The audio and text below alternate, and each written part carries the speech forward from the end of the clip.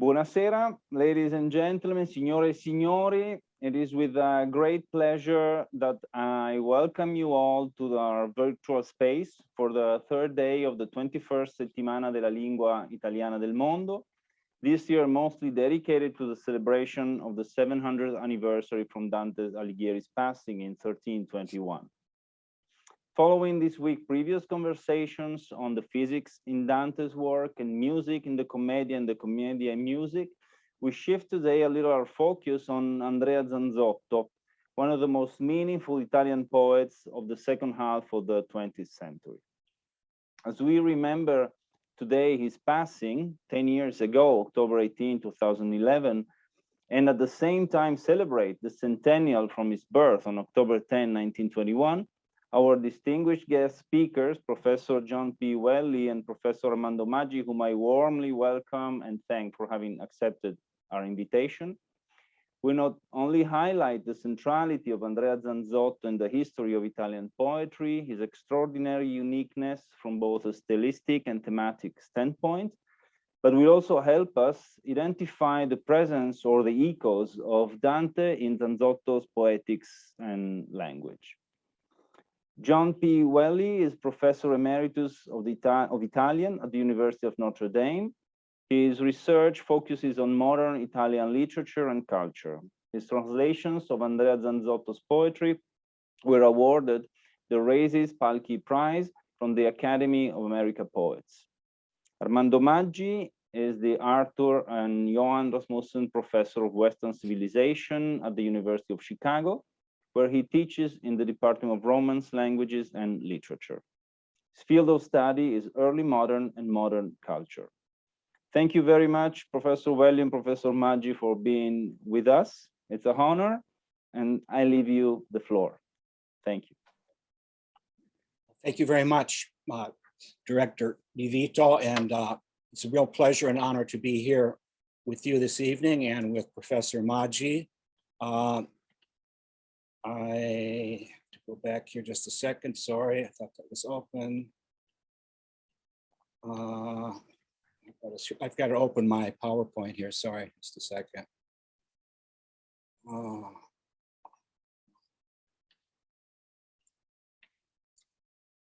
Just a minute. While I'm opening this, let me say, I think it's particularly fitting to be honoring Andrea Zanzotto this week during the week of Italian language in the world. Are you seeing it now? Because he was a teacher all his life. And he began teaching when he was 17 years old. Why am I not being able to share this screen? Sorry. Oh, that's not going away.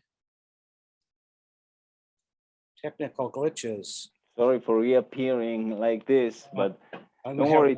Take your time. Okay. Yeah, I don't know why I'm not being able to share this. Let's see. There should be a share screen green tab. Yeah, okay. I would take a couple of seconds to remind our guests, of course, that the webinar is being recorded and will be available on the Italian Cultural Institute YouTube channel in a couple of days, maybe tomorrow, and that we are being streamed live on our Facebook page, Italian Cultural Institute. Okay, I'll try this again. Channel. There we go. And that, of course, I encourage everyone to interact with us by using the Q&A tab, typing your question, as we will reserve a few minutes at the end for hopefully a discussion with the audience. Thank you. I can see the Professor Welle's PowerPoint, so I'll leave you the floor again. Okay, thank you very much. Sorry for the technical glitch there.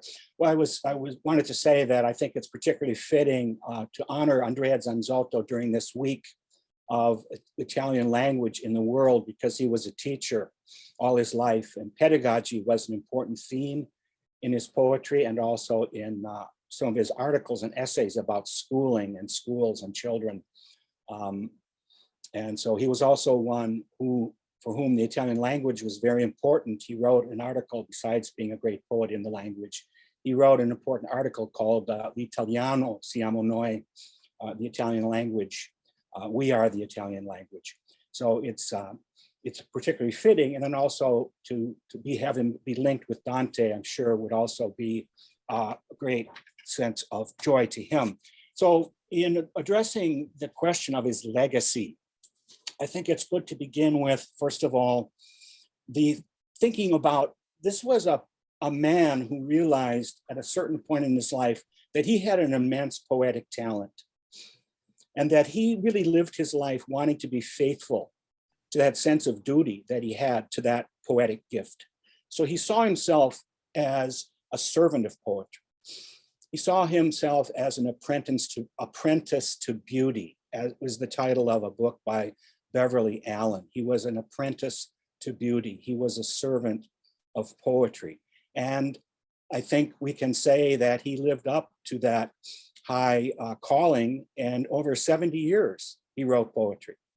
He published a book of poetry in 1942 that consisted of youthful verses from 1938 to 1942.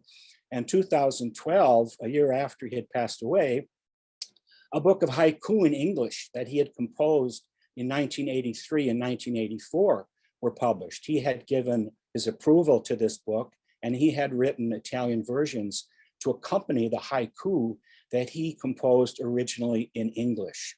So I think his legacy is, first of all, is one who has lived up to the high calling, to the gift that he was given. I want to try to kind of evoke and sketch some of, and hope in not too redundant a manner, some of the touchstones, some of the important books, some of the qualities, some of the thematic clusters, and also opening up to his relationship with Dante. So I think it's good to begin with what's going on in the world today with regard to the centenary of Andrea Zanzotto's birth. We see lots of conferences, exhibitions, readings, performances, new publications coming out. Pieve di Soligo around his, had 3 days of celebrations around his birth, 8th, 9th, and 10th of October. The leading intellectuals, writers, poets in Italy were there. Giorgio Agamben, as a philosopher whose name is known, I'm sure, to many, began the proceedings. Oxford will have a conference in November. Siena is active. Florence with a conference. Paris, Milan, Berlin, Rome, Brazil, Torino. So we're seeing this outpouring of interest and affectionate scholarship and work, and other artists responding to Zanzotto, is what we see here in this portrait by Mario Schifano.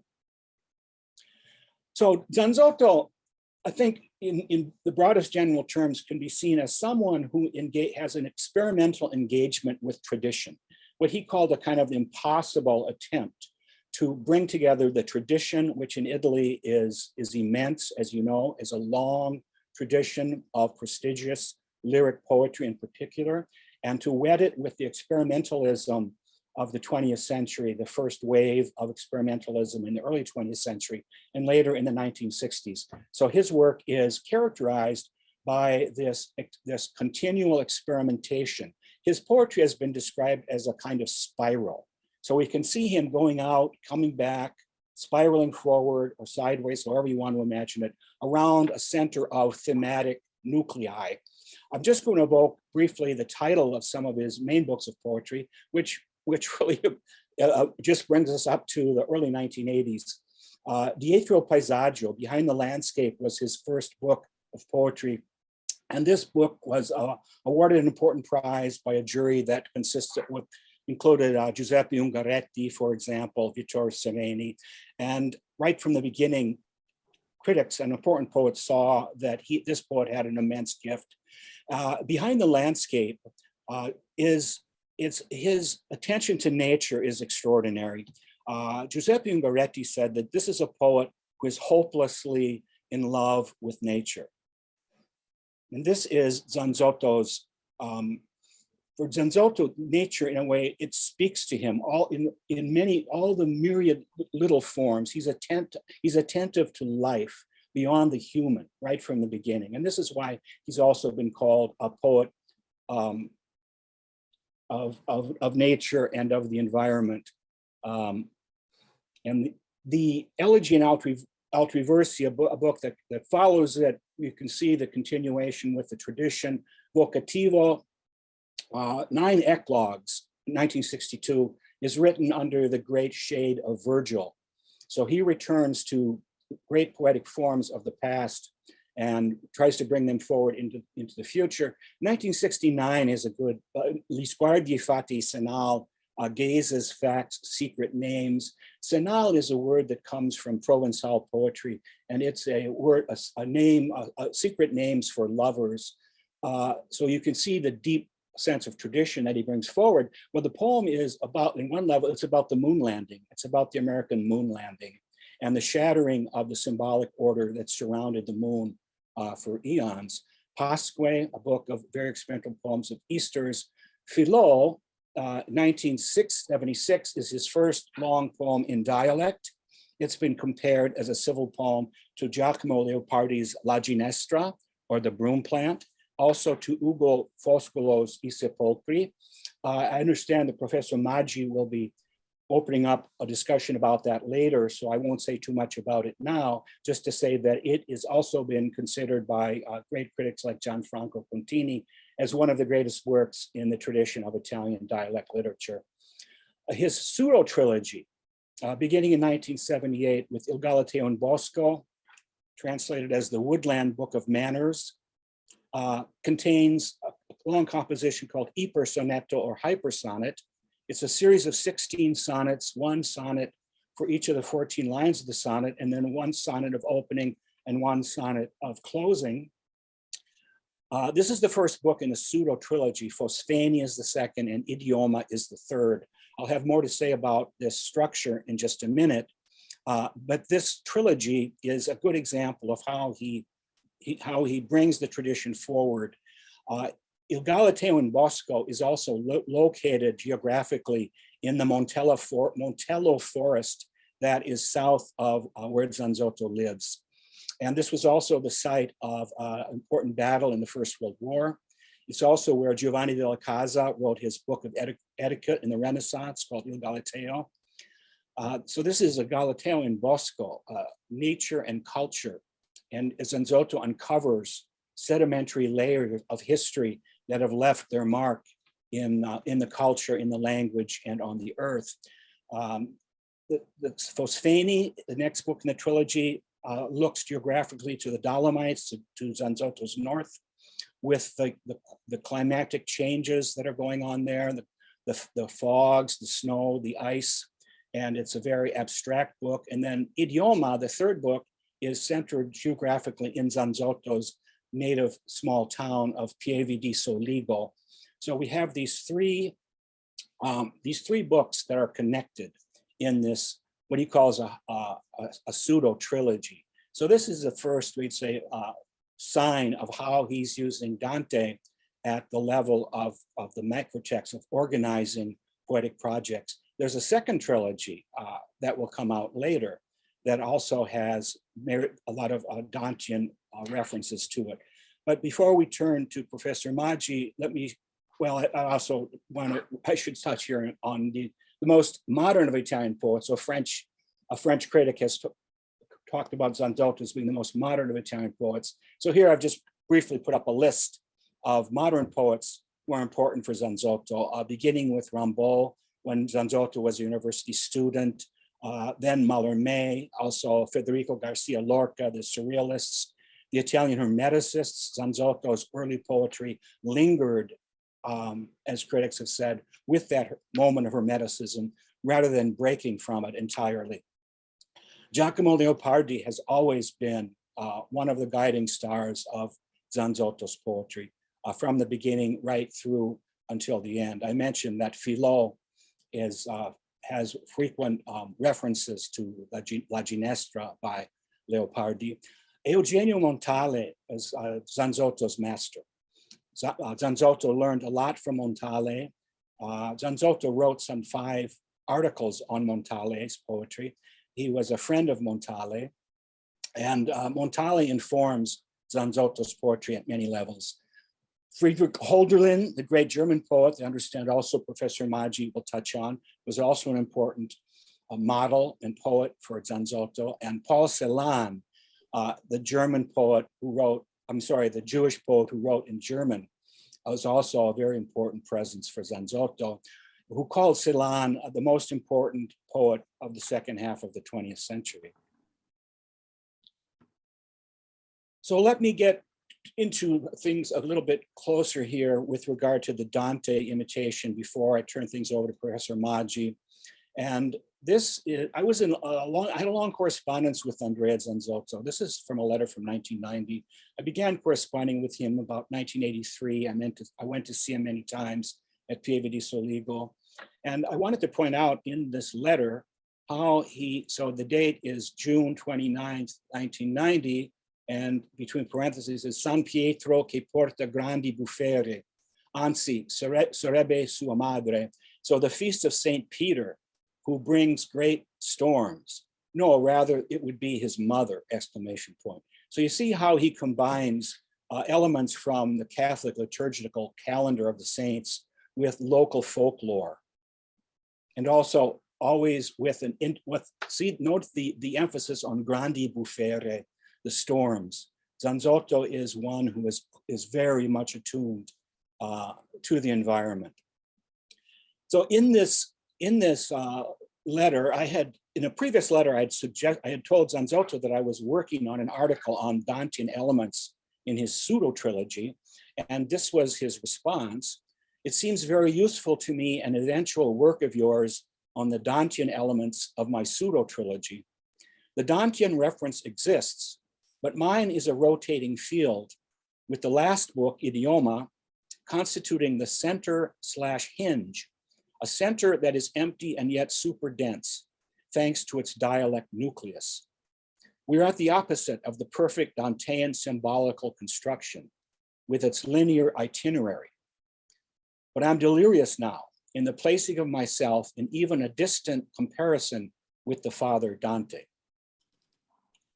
So think of the pseudo trilogy as having a rotating field of Dantean references.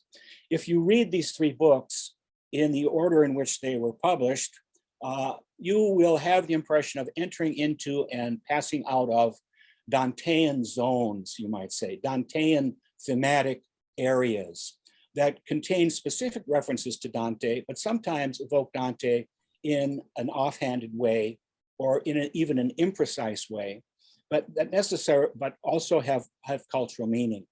So you will find, for example, elements of purgation. You will find a drive to purgation that we see in Dante's Purgatory.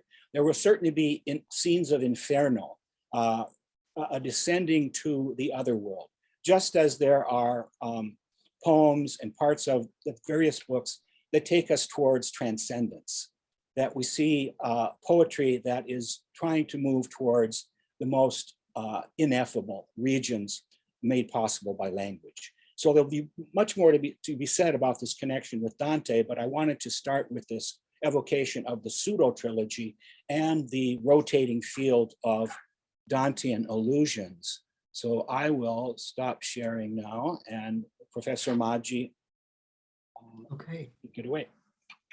Okay. Thank you, John. I don't know if you can see me. I can see you. Okay. So let me continue. I don't see myself in the center, but that's okay. I can start nonetheless. It doesn't matter. You know, it is a real pleasure tonight to be with John Welle. You know, we're friends, and the importance of celebrating Zanzotto in connection with Dante is particularly significant. And here I will, you know, I'll talk as a native speaker of Italian. And we all, as Italians, come together as a national identity in the name of Dante. Not only because, or not really, I would say it depends, because of the content of the Divine Comedy, but because of the language.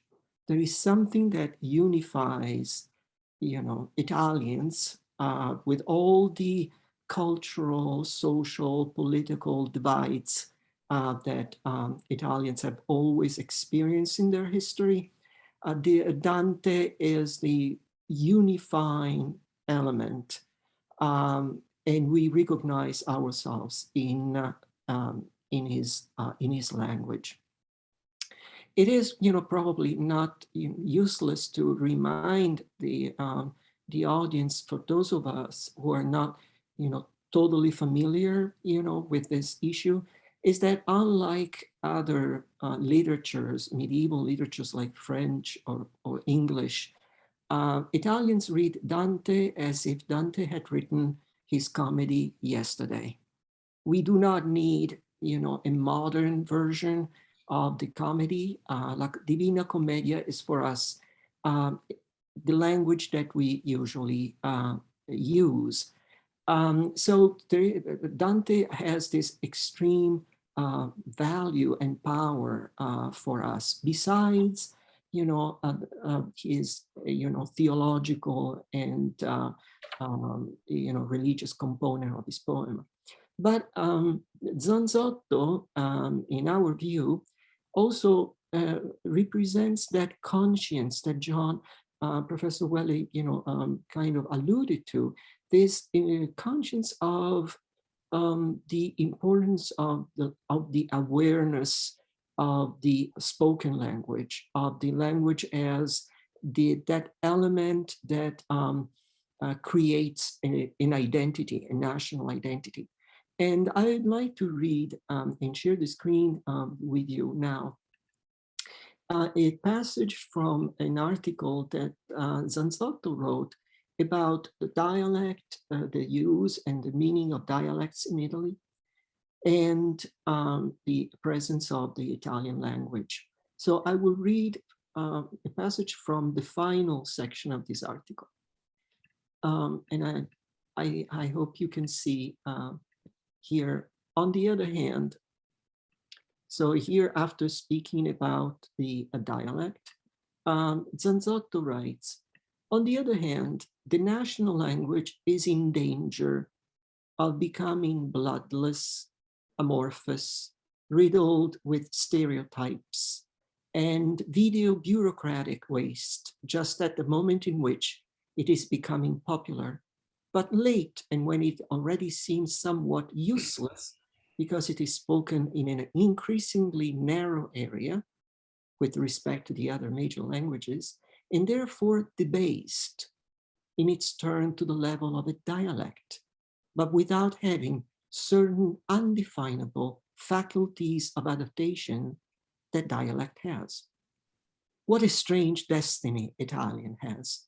Finally used by the masses after centuries of only written or elitist use, it is being pushed ever more to the margins of the international scene, a language reduced to miserable touristic blah blahs, or good for narrow layers of the culture for specialists in the arts or opera, or for most welcome researchers of its roots. Therefore, the situation of the Italian speaker and writer is one of the most precarious, distressing, insane. Genocide breeds around and inside it, even if still in a minor key. Moreover, the danger of heavy cultural linguistic homogenization concerns more or less all ethnic groups, putting into question the identity of languages and the peoples that in them recognize their most intimate truth.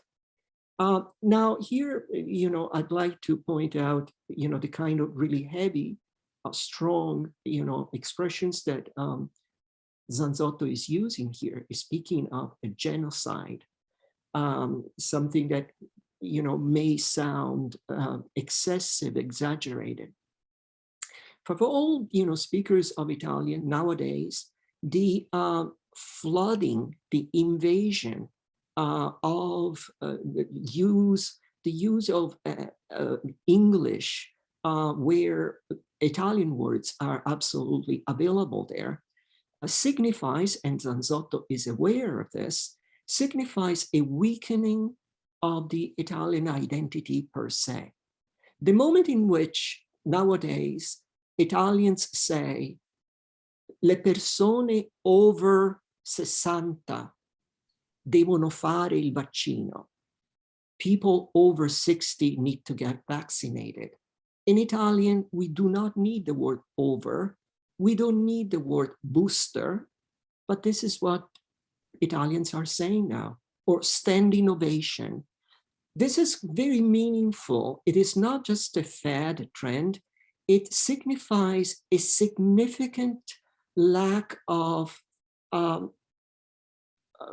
self-assurance in the Italian identity, as if Italian were lacking, were missing something essential and needed a kind of transfusion from the hegemonic language that is English.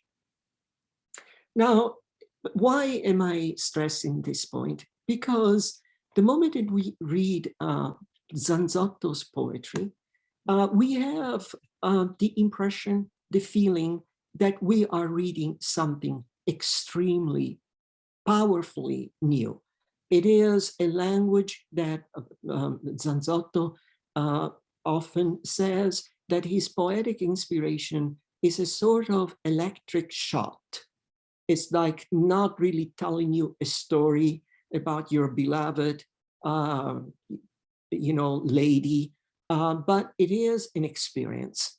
So there is not a story, but it is an experience. And it is an experience that is conveyed through language. And when we read, Zanzotto's poetry, we experience something extremely new. And so we perceive an Italian that is immensely innovative, an Italian that is extremely broad. And I would like to give you an example by reading a poem that Professor Welle knows very well. And it is here translated into English, Yes, the Snow Again, Sì, la neve ancora. I will read it in Italian, but I will share with you the English translation from the anthology, the bilingual edition published by Patrick Barron. So I will read only the first page of this poem, which is one of the most beautiful poems that Zanzotto, one of the many beautiful poems that he wrote. Sì, ancora la neve. Ti piace essere venuto a questo mondo, bambino? Sì, perché c'è la standa. Che sarà della neve? Che sarà di noi? Una curva sul ghiaccio e poi, ma i pini, tutti uscenti alla neve e fin l'ultima età circondata da pini. Sic e simpliciter?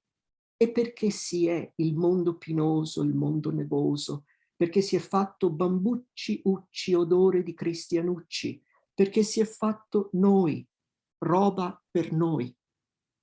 E questo valere in persona ed ex persona un solo possibile ed ex possibile? Hölderlin. Noi siamo un segno senza significato. Ma dove le due serie entrano in contatto? Ma è vero? E che sarà di noi? E tu perché? Perché tu?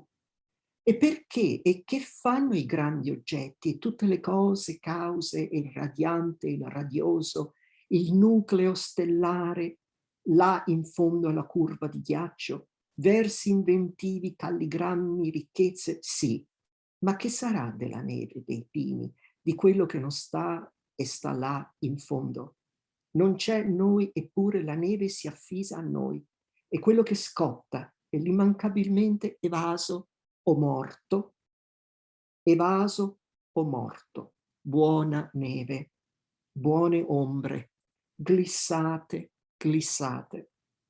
Ma c'è chi non si stanca di riavviticchiarsi, graffignare, sgranocchiare, solleticare, di scoiattolizzare le scene che abbiamo pronte. Non si stanca di riassestarsi, l'ho sempre molto saputo, al luogo, al bello, al modulo, ai cieli arcaici, aciduli come slambrot cimbrici. Ora, I'd like to, just point out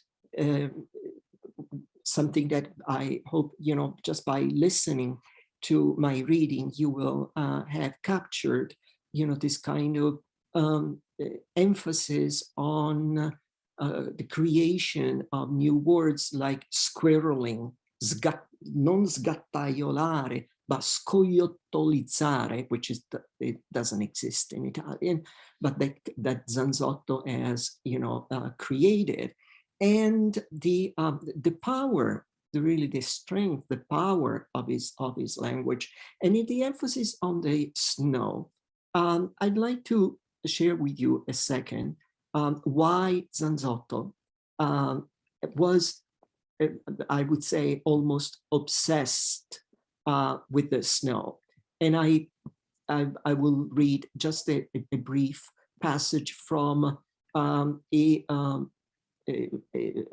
chapter from one of his books called January, based on the months. And here, this is what he said about January. January, he's here. And so, the January for that Zanzotto speaks about is forever remains one of the most joyous and balanced months, leaving out its initial stretch overly congested with holidays.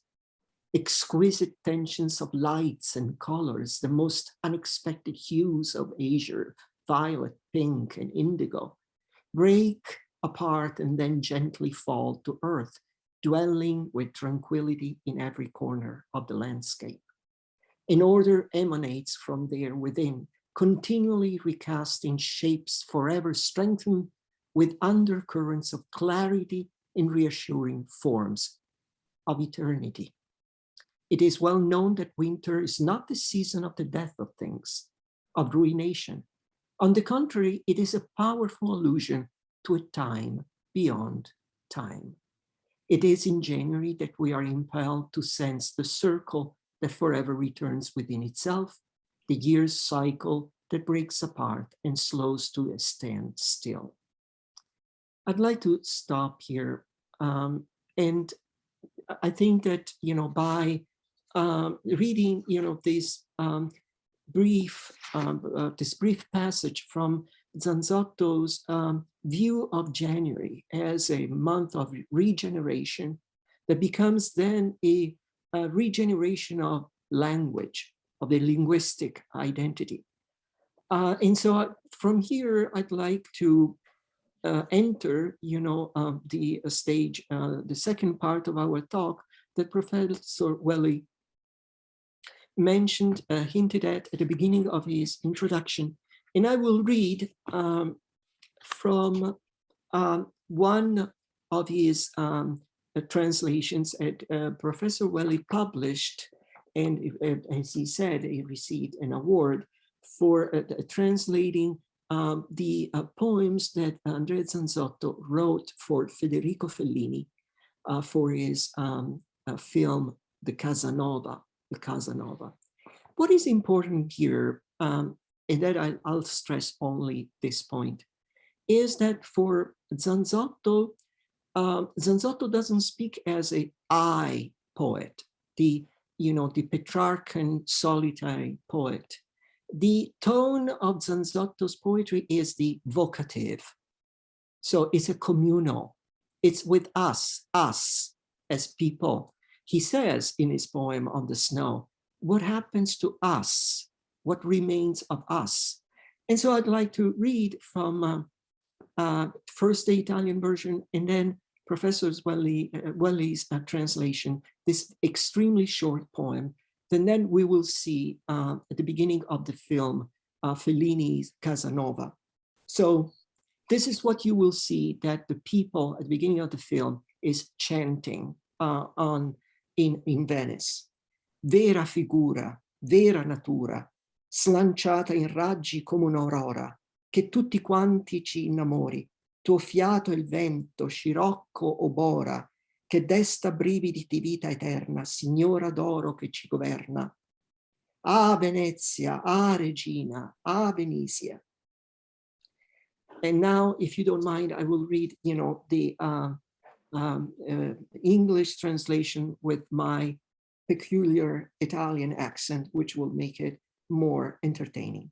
Real figure, real nature, flung out in rays like the rising sun, bringing love to life in everyone.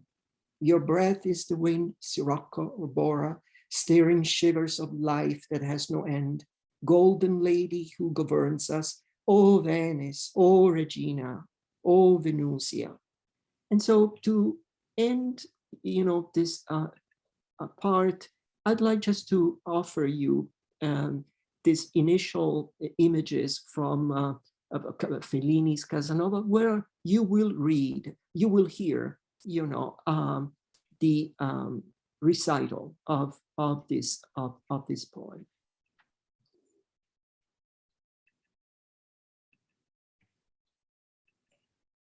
Okay.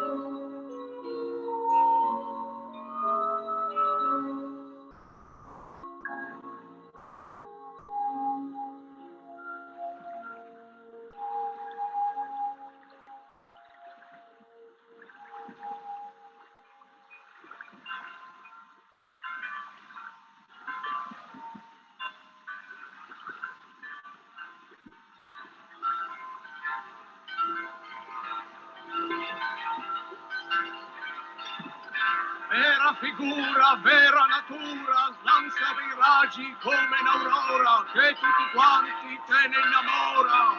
A Venezia! A Regina! A Venusia! Lo fiato il vento, scirocco salite vita eterna, signora d'oro che li governa, a Venezia, a Venado, a Venusia. Questa santissima fiera e fiammante, bocca che parla, regia che sente. Nemo, alza quel nastro, ti fa paura, ti rendriote. A Venezia. E cavo legamina placente tua.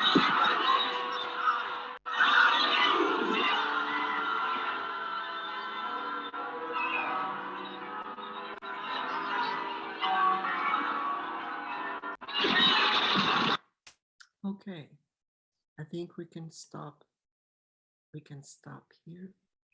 And now I'd like to let Professor Welle speak more about this important part of Zanzotto's poetry. Well, thank you, Armando. This encounter with Fellini was very important for Zanzotto. He collaborated with Fellini on three films. They had a very deep friendship and intellectual relationship. What we saw was the opening scene, and this is a rite that Fellini has invented. And in a letter to Zanzotto, he describes it this way. There is the film begins with a rite, which I have invented, at which the Doge, the authorities, and the Venetian people are present. It is a rite enacted at night on the Grand Canal, from whose depths a gigantic and black head of a woman must emerge, a kind of lagoon deity, the great Mediterranean mother, the mysterious female who lives in each of us. I could go on for a while longer, rationally and imprudently, submitting other suggestive psychoanalytic images. So Zanzotto wrote the language for this opening scene from, as he describes it, using the Veneto dialect of Goldoni, also going on Ruzzante, making some of it up, but also using expert philological historical writings about the language. So it's a very creative part of Zanzotto's his collaboration with artists. It's much, obviously in the film, it gets really, it gets pushed away, it doesn't come forward. But it is in the first edition that Zanzotto wrote, Filò per il Casanova di Fellini, Filò for Fellini's Casanova, consists of three texts. The two texts that he wrote for the film, so we've seen the first scene. There's another scene in which a giantess, woman from the Veneto, emerges from the Thames. We're in London now, and then she works in a carnival, so she gets into a bathtub with some dwarfs from Naples, and she sings a lullaby that is in Venetian dialect. So that was another text that we translated between inverted commas, and then what most importantly, the long poem in response to the film called Filò, which is a long poem in response to the film, which is in dialect, which is in Zanzotto's native dialect. And it's the first time that he writes a long poem like this in dialect. It also coincides so the encounter with Fellini was instrumental for Zanzotto to opening him up to the possibilities of writing in dialect.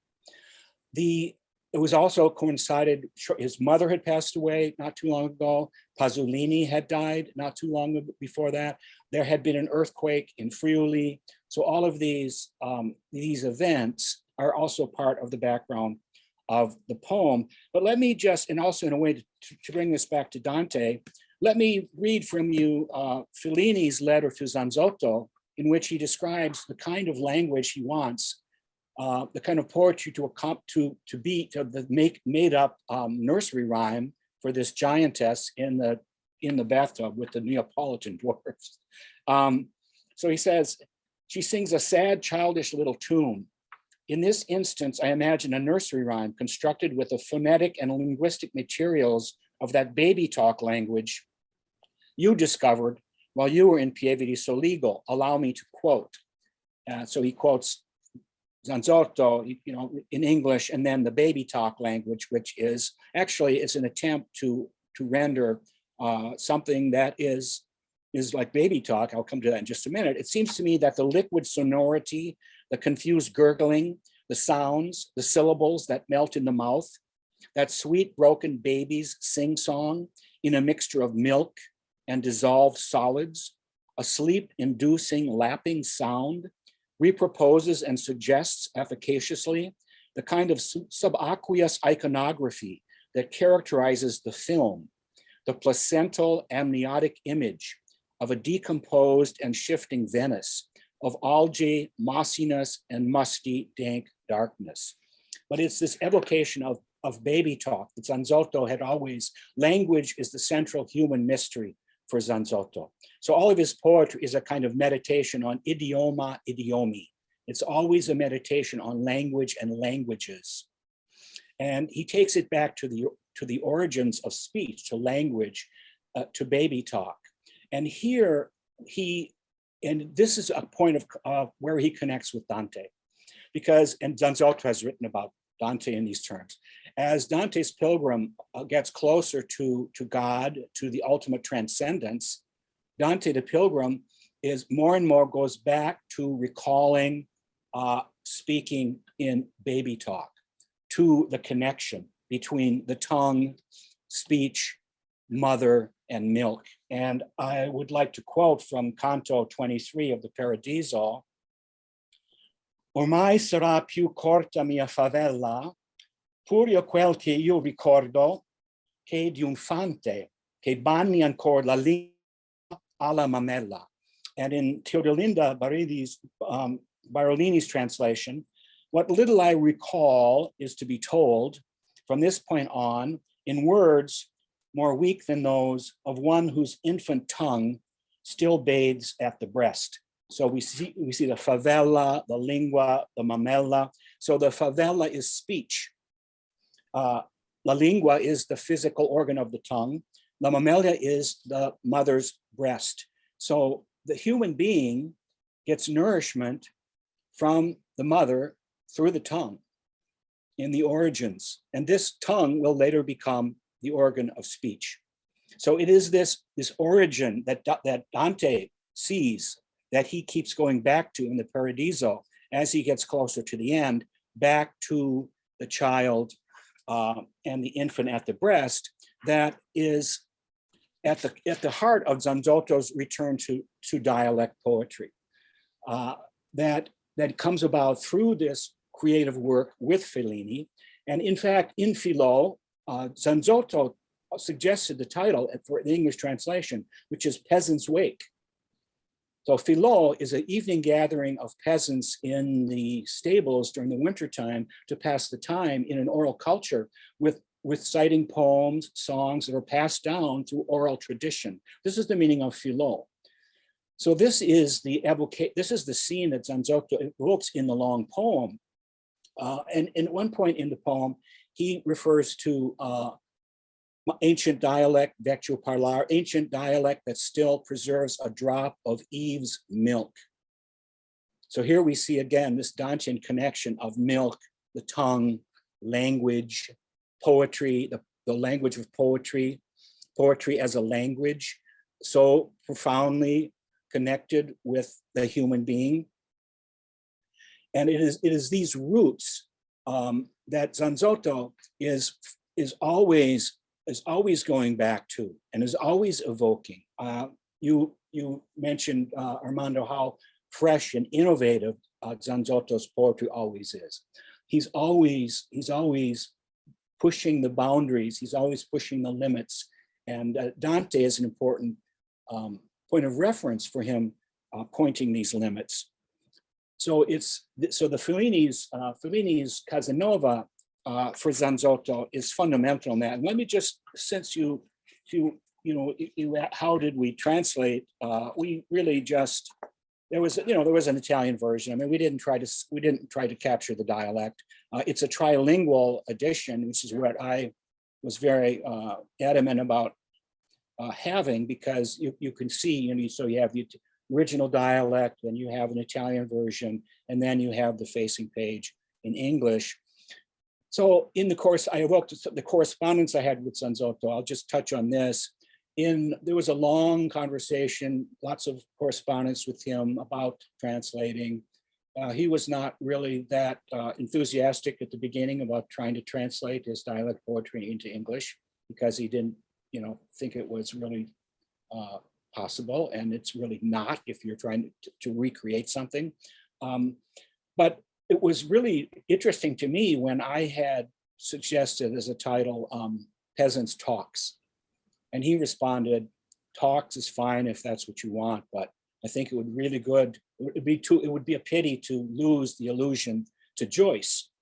And I thought he just kind of left it there. Joyce, what does he mean? Well, Finnegan's Wake. So Finnegan's Wake, and I'll just read if I can from this a note in our edition. James Joyce's Finnegan's Wake, first published in 1939, is a densely complex work drawing on many languages.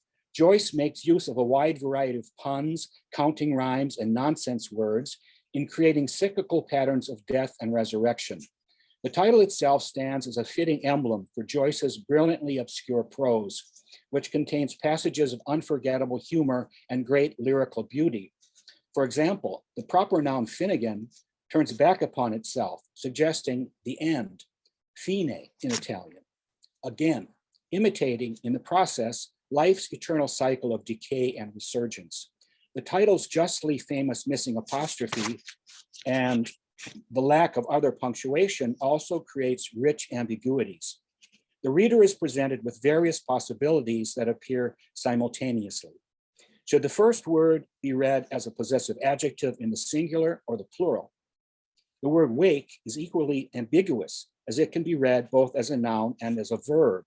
That is to say, the imperative, Finnegan's Wake, or the noun, the wake of the Finnegans. So you can see how Zanzotto's poetry is this kind of experimentalism, ongoing experimentalism with the tradition, Dante, Petrarch, the greats of the Italian past, but also the modern masters, but also always renewing it. And how surprising, I could, some of the letters that I got of rejection from presses when I was looking for a publisher, a number of them said, "This looks like you look like the person to do this. We're interested in Zanzotto, but this is not the Zanzotto that we want to publish."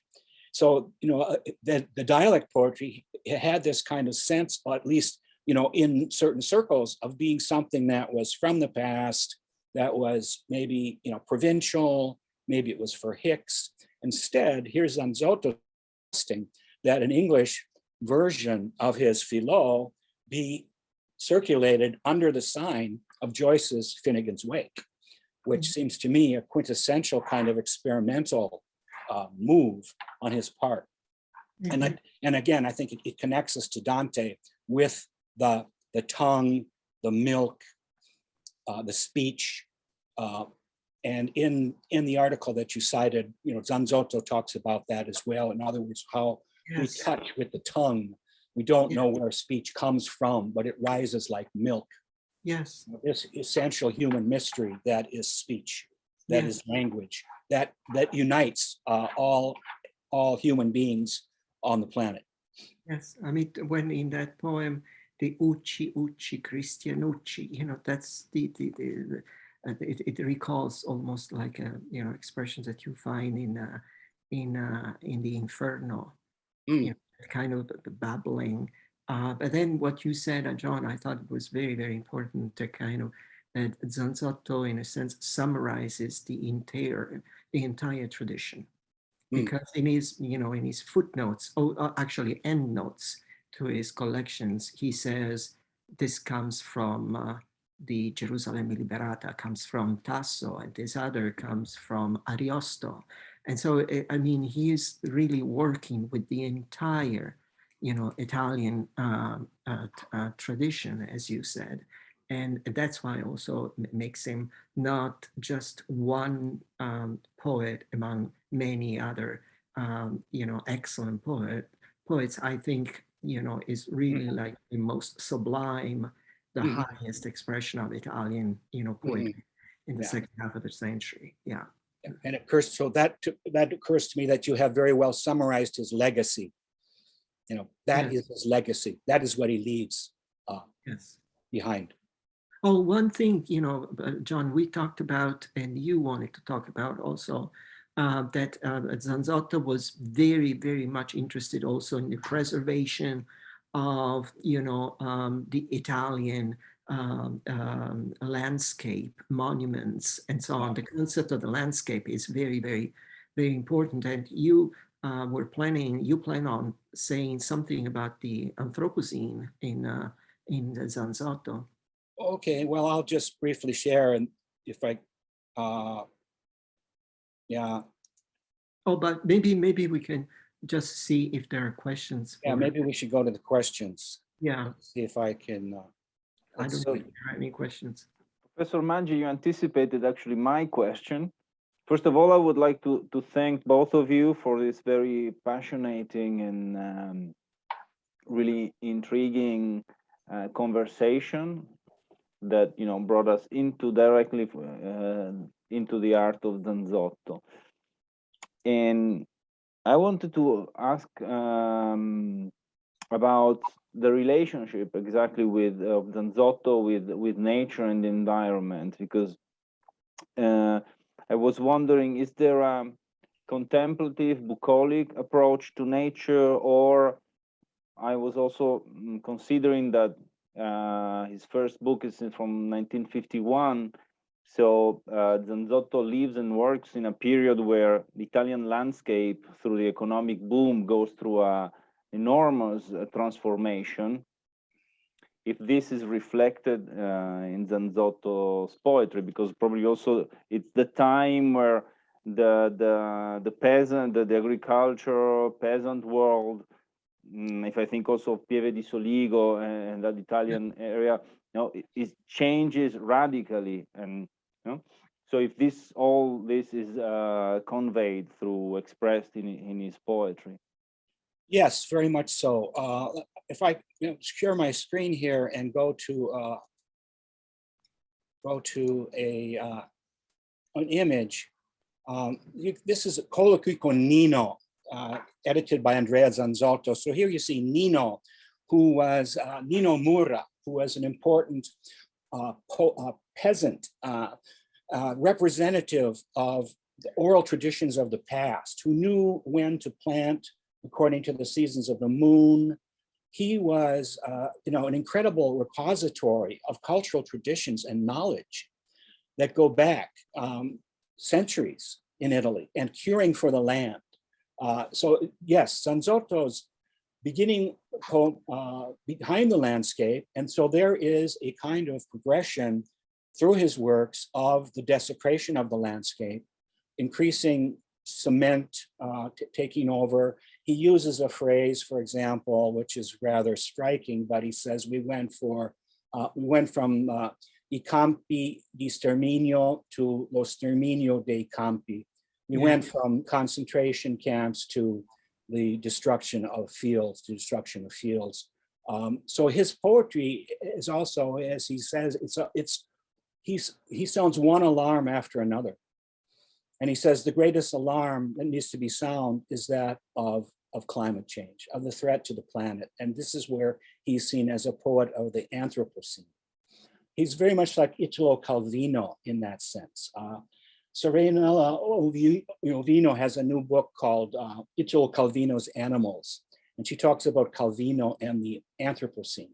And I think similar situation can very much be shown with Zanzotto, that he is immersed in nature, he is hopelessly in love with nature, and he has this ongoing dialogue, speaking to nature, interpreting it, and he lives through a half century of the economic boom, for example, but also in terms of the Anthropocene.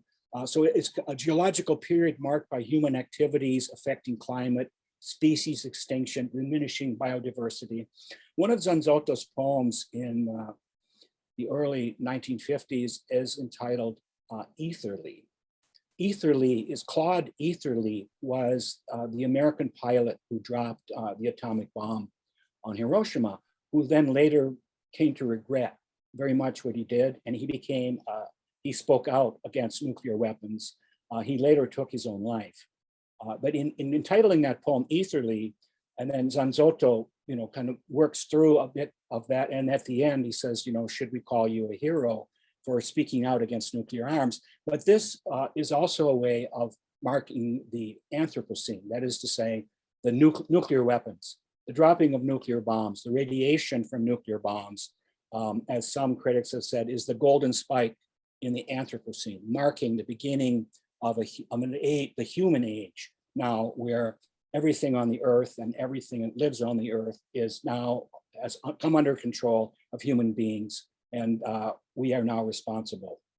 When the planet invades differently from the past. Zanzotto is an artist, right? So he's constantly dealing with history, the traumas of history, but he's also believes in poetry, and he believes in poetry's ability to create hope. So this is the gift of poetry. The poetry, he says, it cannot not praise existence. That poetry is this kind of primordial affirmation. Back to what I was saying about Dante, the tongue, the language, the mother's breast, it's the beginning, and that first, the wail of the infant is a cry that wants an answer, right? That first cry of the infant wants the world to respond and to be part of a world. So Zanzotto has, sees language, all these issues are folded up in language, but certainly this is the environment, the ecology. He also spoke out. He also, he has a whole book that's entitled Paesaggi, his writings on the landscape. He's also has a close relationship with Venice, as the film pointed out. He's written a lot about Venice, its challenges. But he is definitely a poet who is, like others of this period, considered a spokesman, one who marks the beginning of the Anthropocene. In both, in the passage that I read and in what you said, John, it reminds me of Pasolini, a kind of a, following in Pasolini's, footsteps, so to speak. He's concerned about as you said, I think you used the word degradation of the environment, and Pasolini, spoke about this very openly, and certainly he was not aware of the Anthropocene. But there are so many. This is also a concern that, for example, also D'Annunzio had. So it seems it's something that is kind of runs through the modern Italian culture of the preservation of the past, and so from D'Annunzio, Pasolini, and then even more dramatically in Zanzotto, it's a very important central issue. I was actually thinking about Pasolini when, in the poem that you beautifully read, and he's addressing to the child, he mentioned the snow, but wonders if the kid has come out to go to a mall. So this juxtaposition of a natural element that then is the center of the whole poem, and a mall that is an Italian popular mall of the time, that is something that is something that doesn't belong there in a way. And of course, it made me think about also Pasolini depiction of urban peripheries where land is like the city is conquering and being like almost raping the land that was there and the fields that were there before. Yes. And actually, as Professor Welle mentioned, that of course Zanzotto as an artist, rather more than or together than being a poet, in those same years, a little later, actually, you have Arte Povera. There is also a movement that has a very strong connection with sensitivity for environment. You have Pasolini in cinema, or themes like Mani sulla città. So it's interesting to put Zanzotto also in this social and historical context. Yes. And why? And also one question that I had is that, because when you were describing Zanzotto's language, you mentioned you defined it experimental in a way. For a moment, I was thinking also of a revolutionary act, but probably after this conversation about also this pointing out his position on nature, maybe this it was a way also to find beauty or find in the language and in the language what probably was being exterminated around him. Yes. Yeah, he's always looking for the sublime. He's trying to find the sublime, even in the most, degraded forms that surround us. He's always looking for the sublime. He's the beauty's apprentice. Again, back to Beverly Allen's phrase. He is a servant of beauty, a servant. He's in service to beauty and to poetry, and trying to make the most of the gift that he has for it, to constantly be looking and trying to communicate, even in poetry that is a very marginalized form. Yes. Well, thank you very much. I am sure all our audience has enjoyed this talk very, very much. I would also like to thank Professor Maggi for having having read this reflection on the impoverishment of Italian language right on the year where Italy celebrates Dante. And then also having reminded us with your reading all the beauty and richness of Italian language. So absolutely, thank you very much. And the beauty is there. Yes, the beauty is absolutely there. It's just that we have to be more aware of it. Exactly, it's a question of probably of awareness. Okay, thank you. Well, then. Thank you very much. I hope we will be able to have other opportunities to continue this conversation on Zanzotto and nature and on this and Italian poetry. So it's been a pleasure. Thank you very much. Bye. Bye-bye.